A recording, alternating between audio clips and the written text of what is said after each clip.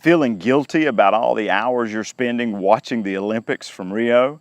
I've got some ideas today that might just surprise you. Hey, it's Jones Loflin. Welcome to Insights from the Jones Zone, where I give you a way to master your week in 3 minutes or less.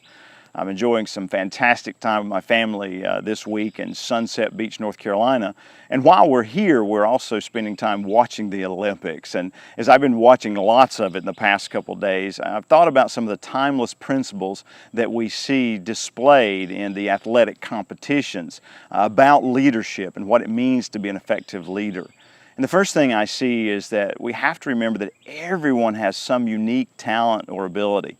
As you think about the members of your team, maybe they're not preparing for an Olympic sport, but what are you preparing them to do really well? And are you giving them the resources and the time that they need to improve with their skills so they can compete on your team in today's marketplace against other companies, whatever it might be? I think the second one that I'm learning by watching the Olympics is that everybody has a story.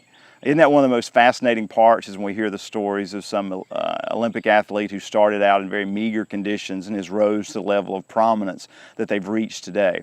I find that everyone has a story if we'll just take the time to listen. And that can also help us understand how to work with them better, about what their fears are, what their concerns are, what's holding them back, if we understand a little bit more about who they are and what their history is. And finally, if there's one thing the Olympics has always taught me is that there's just no substitute for encouraging others. When you listen or watch the Olympics and you listen to the crowd, they'll usually say, oh, you can hear her dad, or you can hear his mom, or you can hear his coach yelling and screaming. There's just no better way to help your people do better than to give them the encouragement they need.